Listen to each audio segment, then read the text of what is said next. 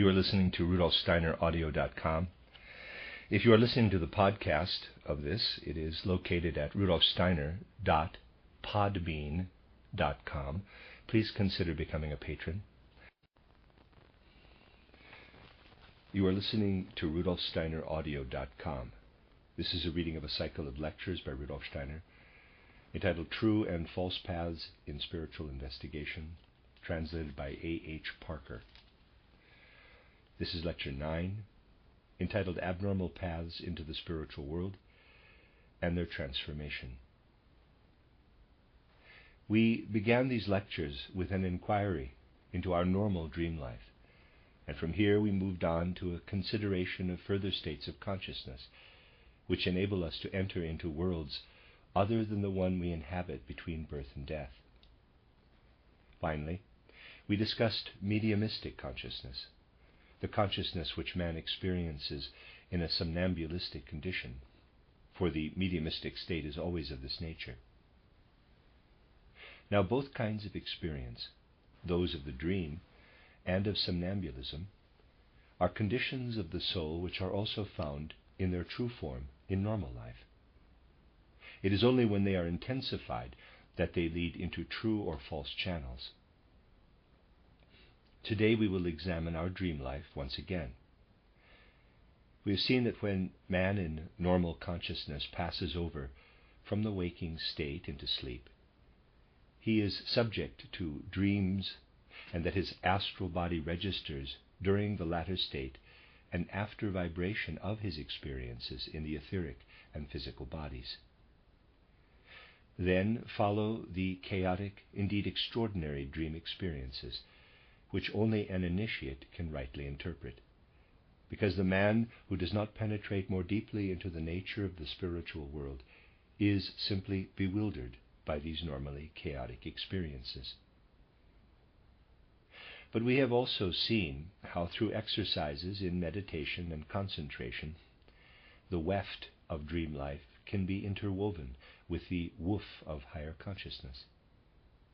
We, therefore, envisage man transplanted into the chaotic and wondrous world of dream, but he remains fully conscious in this dream life, which is as real to him as ordinary life. Then he gains insight into another world, where he can accompany the dead in their after-death existence. He feels that a world of much greater reality than our present world envelops him.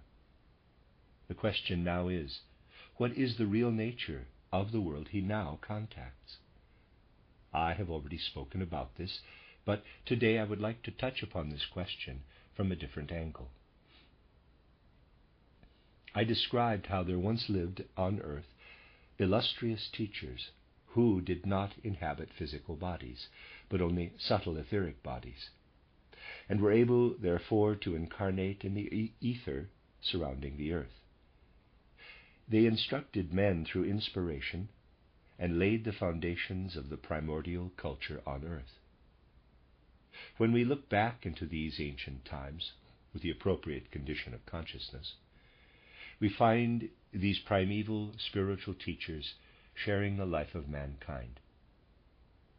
Then they withdrew to the moon sphere, and today are only to be found in this sphere where they have subjected to their purposes all manner of beings who have never lived on earth.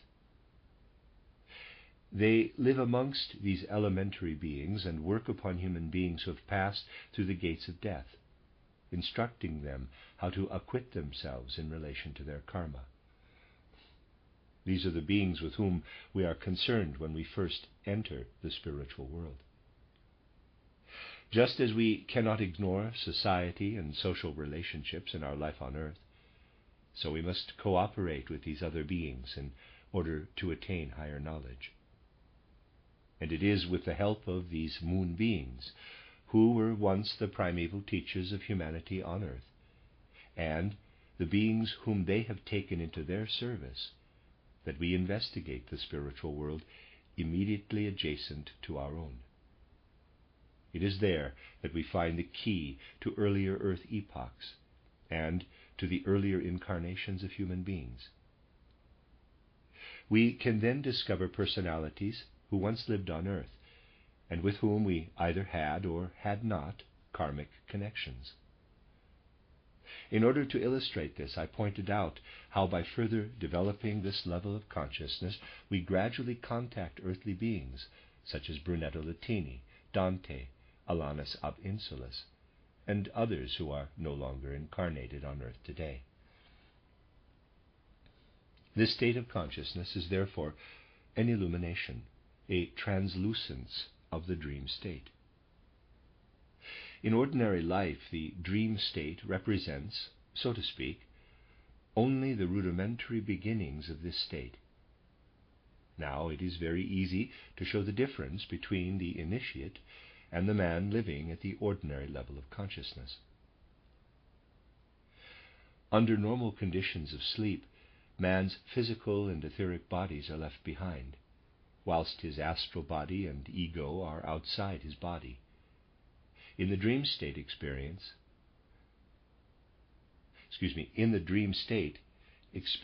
is solely the province of the ego. The occurrences experienced in the dream belong, it is true, to the astral body, which is still outside the physical and etheric bodies, but in terms of ordinary consciousness, only the ego can experience the dream. The initiate, however, experiences with his ego, and especially with his astral body. The difference, therefore, between the initiate and the ordinary dreamer is that the latter only experiences with his ego when he is outside his physical and etheric bodies, whilst the initiate experiences with his astral body as well. Now, this mode of perception was developed to a high degree, especially in the ancient mysteries, for the purpose of investigating the supersensible worlds. It was further developed in a decadent form throughout the Middle Ages and later epochs. In modern times, it has virtually disappeared. Isolated individuals, either by spiritual means or through tradition, have always received instruction from the ancient teachers in the mysteries how to remain fully conscious in ordinary dream life. Individuals have at all times been able to penetrate into these worlds, but the attempt is fraught with danger. When the initiate with imaginative knowledge is immersed in the normal dream world, he immediately has the feeling that he is losing touch with the physical world, that he is losing consciousness and sinking into a void. He feels as if solid ground were slipping from under his feet, as if he were no longer subject to the force of gravity. He experiences a feeling of inner release, a feeling that he is being swept away into a cosmic ocean, that he might easily lose control over himself because he is no longer firmly anchored. The purpose of the spiritual exercises described in my book titled Knowledge of the Higher Worlds is to obviate this danger. Whoever undertakes these meditations in the right way will find that he develops, in quotes, wings of the soul, and that having overcome gravity, he can now take wing. When the initiate loses the physical and etheric ground beneath his feet, and has not yet developed the wings of the astral body and ego, a dangerous situation arises. Though I express myself figuratively, you will understand my meaning. The dangers are real enough. If you prepare yourselves assiduously for the world we enter as a result of these exercises, all possibility of danger is excluded. We can gradually participate in these worlds just as we participate in the physical world through our physical and etheric bodies. This was more or less the condition of man in earliest times.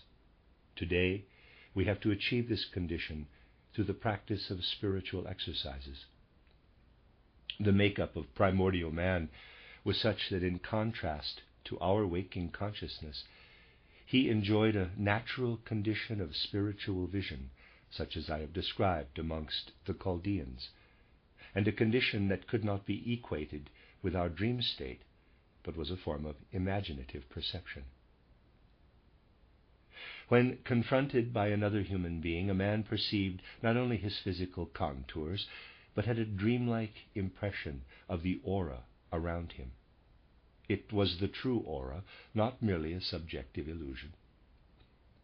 In addition to this gift for perceiving the aura of the physical body, he also possessed another faculty, for both are related to each other, which enabled him to perceive the aura of a spiritual being who is not incarnated in a physical body. And then he dreamed the form of the spiritual being. Note the difference. If in ancient times a man looked at his physical counterpart, he imagined in a true dream the aura around him. If he met with a spiritual being, an angel or an elementary being, he said from the first, a spiritual perception of the aura, he had from the first a spiritual perception of the aura and dreamed the form belonging to it. This is how the earliest painters worked, but we are unaware of it today. These painters saw the spiritual beings and dreamed the corresponding forms. They depicted the beings of the hierarchy of the angels almost in the likeness of human beings. The archangels with unsubstantial bodies, but with clearly defined wings and head. And the archai solely with a winged head, because this was the form they dreamed. These insights were as natural to men of ancient times as it is natural to us today to see another's physical features. Since man has gradually lost his clairvoyance, he must reacquire it through spiritual training. But as clairvoyance was natural to primitive man and relatively easy to regain through spiritual training, it has been the subject of extensive investigation over the years. There has always been an active interest in the world ruled by the moonbeams and the initiates of the ancient mysteries, who were the true investigators, have much to say of this world, of their encounter with the dead, of the investigation into the moon sphere, and how the world appears from the perspective of the moon sphere. Copernicus established his heliocentric system from the point of view of the terrestrial consciousness only. The old Ptolemaic system is not erroneous. Seen from the perspective of the consciousness of the moon sphere, its findings are correct. Now, it is a characteristic of these investigators, that is, the initiates of the moon sphere, that their activities are restricted to that sphere. It is common knowledge to all of you that the present Anthroposophical Society was formerly a part of the Theosophical Society.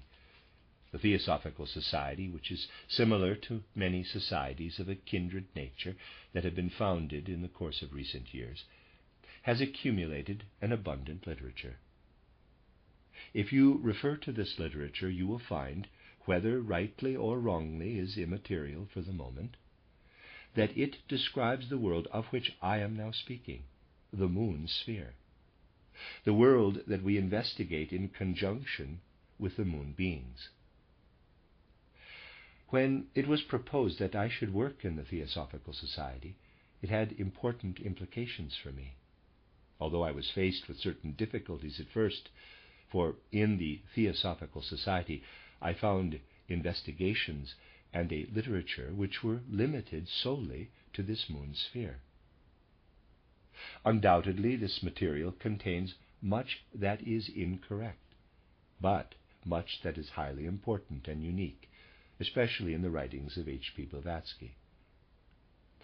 But everything to be found in the writings of H.P. Blavatsky is determined by her association with the moon sphere and her relationship with initiates who elected to stay behind in this moon sphere as an act of sacrifice. I can assure you that I have come to know many of these initiates, and how such spirits penetrate into the moon sphere, but are indifferent to man's desire to develop further. When I wrote my book titled Occult Science and Outline, in the years between 1906 and 1909, I described the earth in its earlier incarnations of Moon, Sun, and Saturn. My description did not end with the Moon incarnation. I traced the Earth incarnation as far back as the Saturn incarnation. Whereas all the initiates who spoke of these matters concluded their account between Moon and Sun. In reality, they traced the Earth incarnation only as far back as to the Moon sphere. Any suggestion that they should look back to still earlier incarnations of the Earth was met with indifference, sometimes even with a sense of disquiet. They declared this to be impossible, for the path was blocked by an insuperable barrier. It was, of course, most important and not without interest to understand the reason for this. It soon became apparent on closer acquaintance with these initiates, that these initiates had an aversion and antipathy to the modern scientific outlook. When these initiates were introduced to the ideas of Darwin, Haeckel, and their followers, they became most indignant and regarded them as childish and stupid, and refused to have any truck with them. They were less antipathetic to the ideas of Goethe at first, but ultimately they found that he too spoke the language of the modern scientist, and then they dismissed the whole affair. In short, one could not appeal to the initiates with such ideas. And it was in the years 1906 to 1909 when I first steeped myself in modern scientific ideas in order to impregnate them with imaginations that I found it possible to penetrate to the Sun and Saturn spheres. I did not use these scientific concepts as a method of cognition after the fashion of Haeckel or Huxley, but as an inner motivation in order to overcome the limitations to which the initiates were subject at a time when the modern scientific outlook did not yet exist, and when, therefore, one could achieve higher consciousness only by impregnating the dream world with imaginations. In writing my title, Occult Science, I attempted to imbue with inner meaning the fully conscious scientific outlook of Huxley and others, which normally is only associated with the external world, and to impregnate the imaginative world with it. Then it was possible to understand this whole sequence of Saturn, Sun, and Moon, and to investigate on Earth the old initiate knowledge. I am describing this path to knowledge in order that you may understand how these things arise. You may perhaps say that this is a personal interpretation. But in this case, the personal element is in fact wholly objective. The criticism directed against my book, Occult Science, is that it is written like a mathematical textbook, that I sought to avoid subjective interpretation, and that I described with mathematical detachment the whole of development I have been discussing.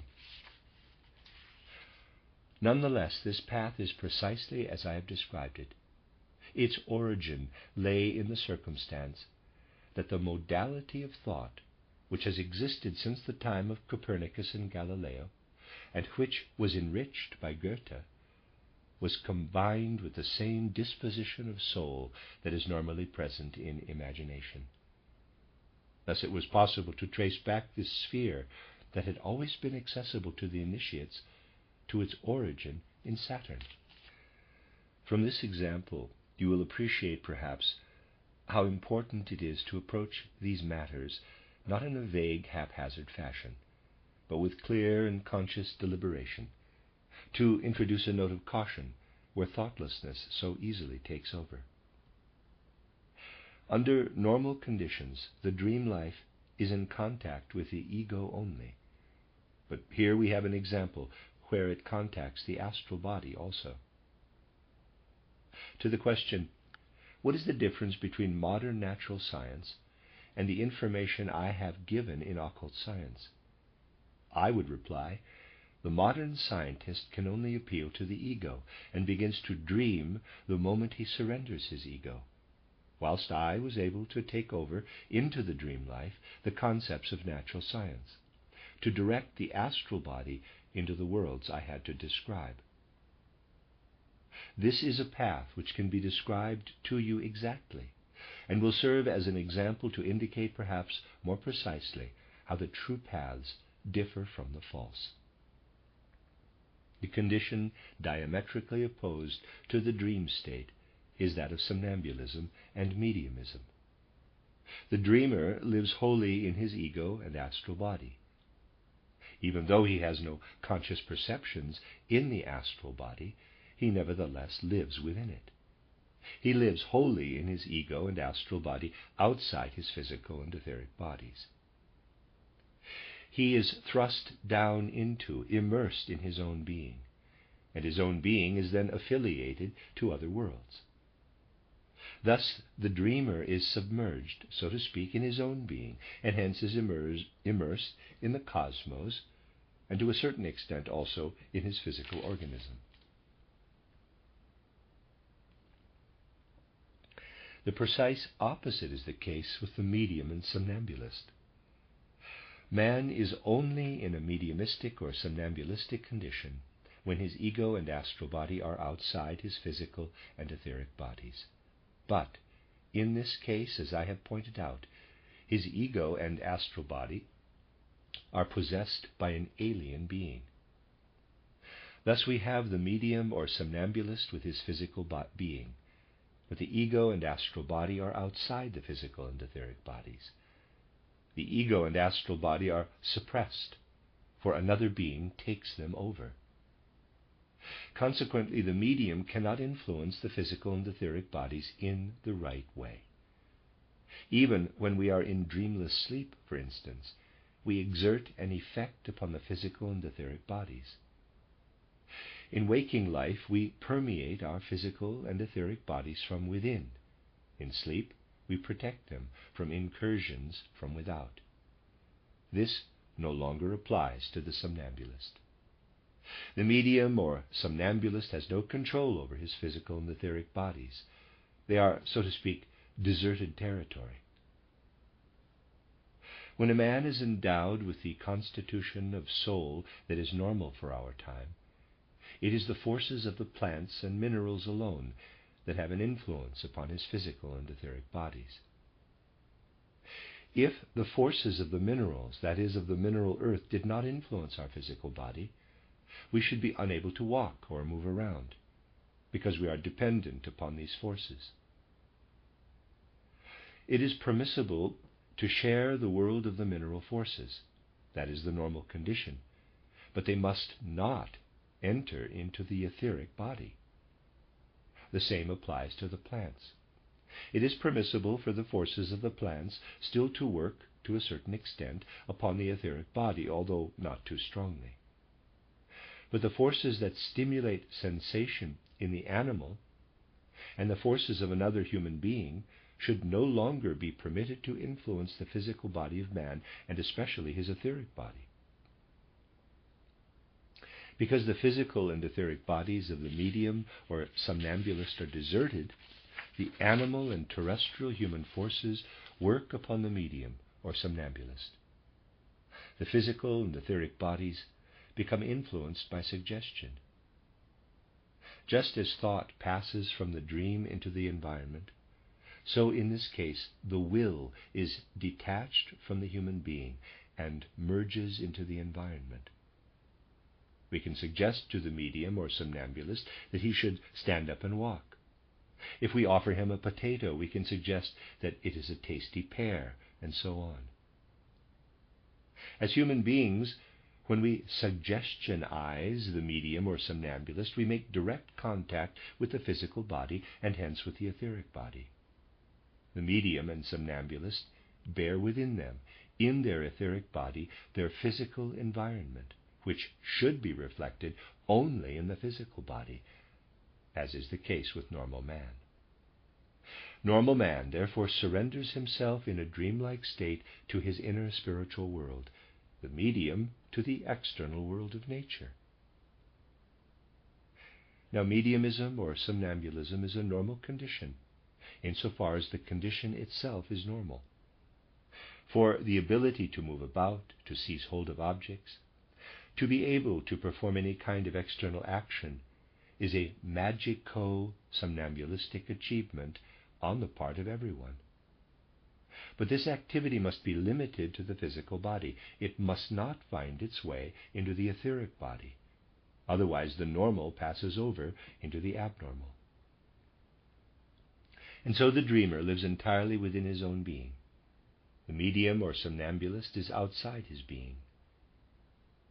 The physical and etheric bodies of the medium or somnambulist function somewhat after the fashion of automata, and we can work upon them because his own ego and astral body fail to provide for them. Consequently, just as in the dreamer an inner spiritual world is created, so in the medium or somnambulist there comes into being a union with the external world of nature, with the world of form and its origin, with all that is perceptible and all that is related to space and time. When we sink down into the world of dream, we are immersed in the formless, in that which is in a state of constant transformation. When we penetrate with our physical and etheric bodies into the world where the somnambulist or medium is exercising his will under the influence of suggestion, everything is sharply defined. All that supervenes as the result of external influence is carried out with extraordinary precision. This world is the exact antithesis of the normal world of dream. In the somnambulist, it is a dream activity, a natural creation externalized. It is dreaming in action, activity in a dreamlike state, in place of dreaming in inner experience only. From the standpoint of initiation, this antithesis is most interesting and significant. When the initiate sinks down into the world of dreams, in order to permeate it with imaginations, he meets with difficulties. I have already spoken of this. He feels that he is no longer subject to gravity, that he no longer has firm ground beneath his feet. When the initiate enters into this world, he must gain access to it consciously, whilst the somnambulist finds his way into it unconsciously. He feels that he may at any moment lose consciousness. He is always faced with this possibility, and he must take himself firmly in hand so that he maintains full consciousness. If, as initiates, we penetrate more deeply into this world, we must proceed here as sensibly and intelligently as normal beings in the visible and tangible world. The initiate must not betray the fact that whilst he is living a normal life, he is at the same time living with full consciousness in a spiritual world. For were he to imagine for a single moment that he was detached from the physical world, he would begin to give himself airs, and his fellow men would think him rather odd. And they would say, "What madman is this?" This may happen if he does not keep a tight hold on himself, in order to preserve full consciousness as he passes through the spiritual world, which is omnipresent, just as the sensible world is omnipresent. This opens up a sphere that has not been dealt with by the Theosophical Society, but which the, quote, big guns, close quote, among the natural scientists have seized upon, namely the sphere of psychical research. These researches are carried out by men with a scientific background and of limited potentialities, who undertake statistical surveys and who experiment with mediums in order to ascertain the nature of the spiritual world.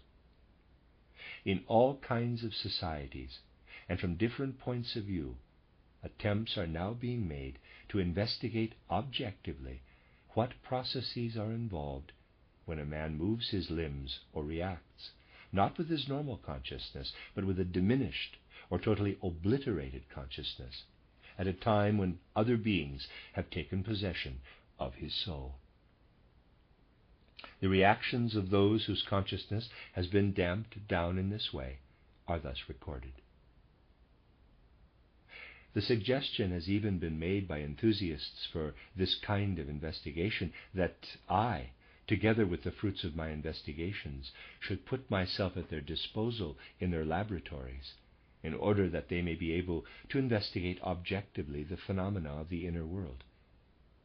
This is about as sensible as if someone were to come along and say, "I understand nothing about mathematics, so I cannot say whether the statements of mathematicians are true or false." The best thing for him to do would be to come to me in my psychical laboratory, and I will make experiments with him to show whether he is a great mathematician or not. That is approximately the situation. I am here speaking of a field of investigation at the present time, in which no real attempt is being made to penetrate to the inner being of man, but simply to investigate somnambulism and mediumism from outside by methods that are a caricature of the scientific method. For if people really penetrated to the inner being of man, they would realize that in mediumism and somnambulism they are faced by the external vehicle, an automaton consisting of physical and etheric bodies, that they are not investigating the spiritual reality, but that what they wish to investigate has deserted the external vehicle. They simply refuse to look into the more subtle aspects of the spiritual world. They often want to perceive the spiritual not only through inner experience, but also in visible and tangible form. This approach sometimes assumes other forms, as, for example, in the Theosophical Society, at the very time when I had already described this path. They were looking for the spiritual figure of Christ in a physical body. They wanted to find a direct manifestation of the spiritual in the external world. We must accept the physical world as it is, and seek the spiritual where it really exists. In the physical world, of course, but essentially in the spiritual spheres that permeate the physical world. Here lies yet another region. Man in a healthy state feels impelled to bridge the gap between the region of inner experience and external perception, between the chaotic world of the dreamer and the abnormal world of the medium and somnambulist. Art is born of the union of these two worlds and their mutual fructification. For in art, the external form is imbued with spirit, and the spiritual content is clothed in external form. Whilst the Theosophical Society was busy proclaiming an ordinary human being to be a spiritual entity, we, in the Anthroposophical Society, were impelled to direct the occult stream into art. The mystery plays and eurythmy were born, and the art of speech formation was developed.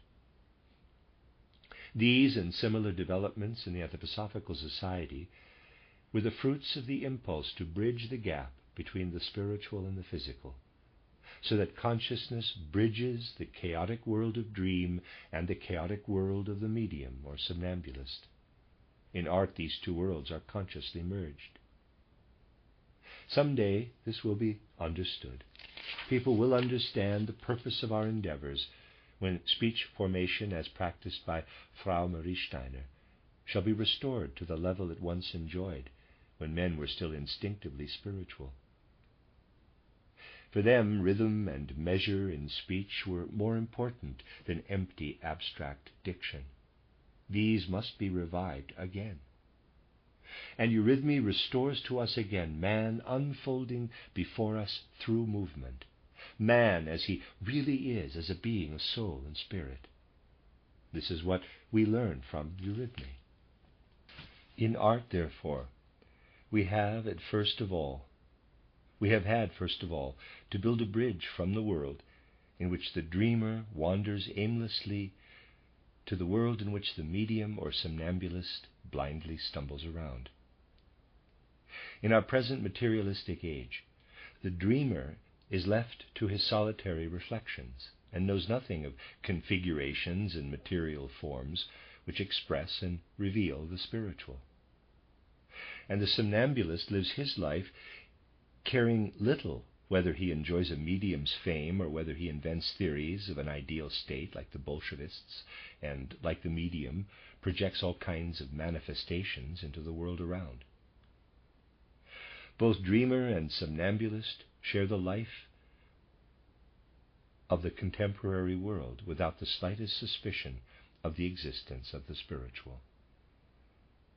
It is essential to find once again the bridge leading from the spirit into matter and from matter to the spirit.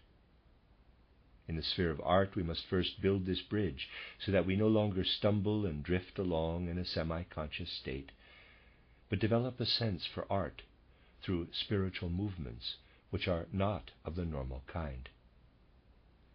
Thus, eurythmy has its true inner source in an impulse arising out of initiation, and all that we practice in the art of speech formation stems from the same source.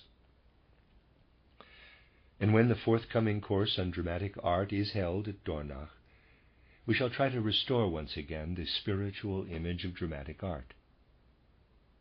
For a long time, attention has been focused on how to present the actor on the stage with a maximum of realism.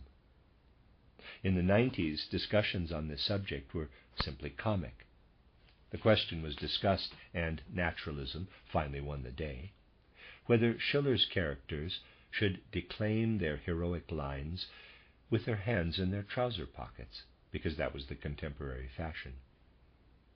There is every reason, therefore, for finding the right way to explore the spiritual world.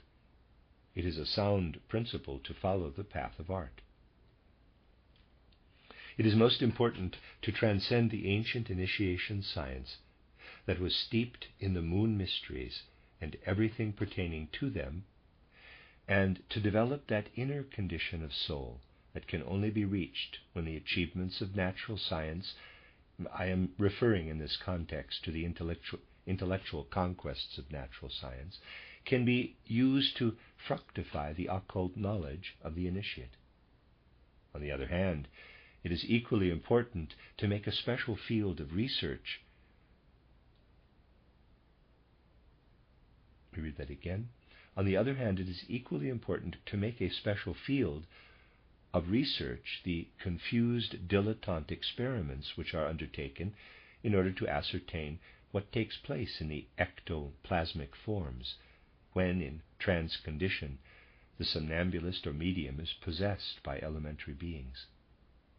For these two paths are really one and the same, namely the emergence from within the dream into conscious dreaming, and the conscious apprehension of the external world, which natural science knows only in its mineral properties. These so-called psychical research proposes to explore in its dilettante fashion. Since we live in a scientific age, it is important to pursue this path of spiritual investigation and also to explore spiritually that other realm which is the polar opposite of the world of dreams. The somnambulist or medium produces phenomena to which we are not accustomed in ordinary life. His handwriting, movements, speech, and sense of taste are not those of the normal man, because his astral body and ego are outside, and the physical and etheric bodies let me read that again. His handwriting, movement, speech, and sense of taste are not those of the normal man, because his astral body and ego are outside the physical and etheric bodies. And we are dealing with a physical and etheric body which are deserted and are given up to the influence of the cosmos. We are confronted with physical and etheric manifestations which do not reflect the normal workings of nature, but which proceed from the spiritual world. For after all, it is immaterial whether we suggestionize the medium or whether the medium is subject to some stellar, climatic, or metallic influence which he assimilates into his etheric body. We must bear in mind that the vehicles of the medium are at the service of the spiritual for magical ends. We cannot study these manifestations without knowledge of the spiritual, as the Society for Psychical Research would like to do by means of external experiments. We must look into their spiritual relationship. We must observe the phenomena produced by the medium or somnambulist and the spiritual basis behind them. All these phenomena manifested through the medium or somnambulist are associated with other mediumistic phenomena. When, in trance condition, a medium performs some act under human or cosmic influence, that is, when a physical and etheric body performs some act, then this is temporarily the same as the process which takes place, though determined by other factors, in the poisonous plants which are the source of disease in man. It is only the external transient mask of disease that is revealed in the mediumistic somnambulistic state.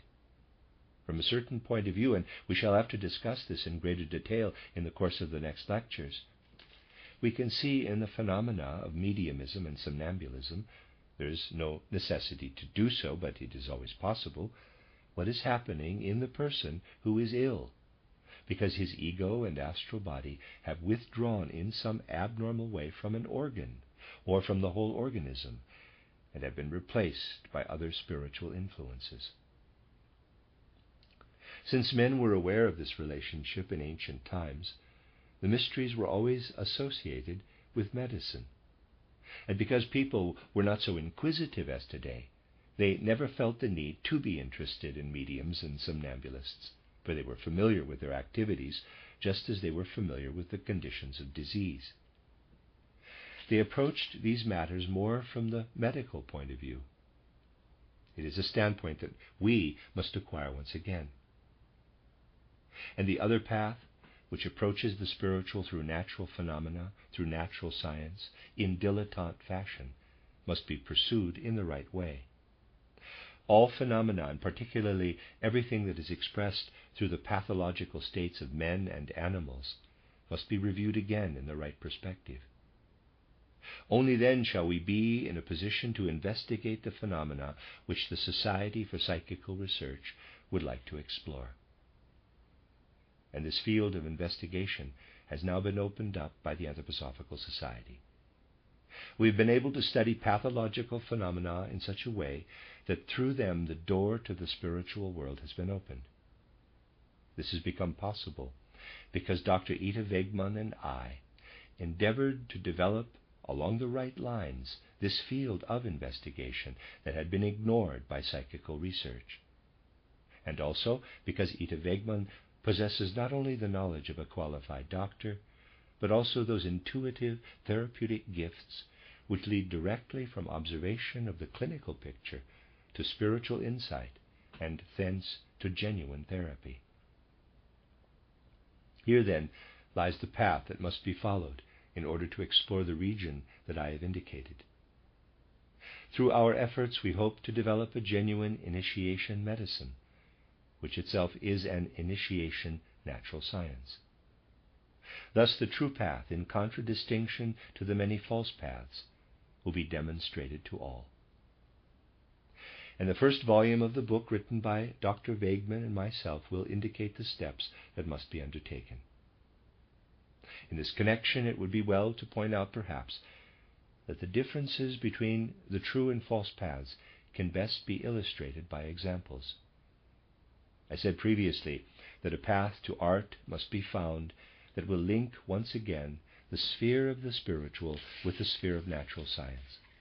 I must now add that it appears to inhere in the conditions of modern civilization that we shall only find the right path to art when we have first explored the right path in relation to the investigation of natural phenomena, the path of spiritual science.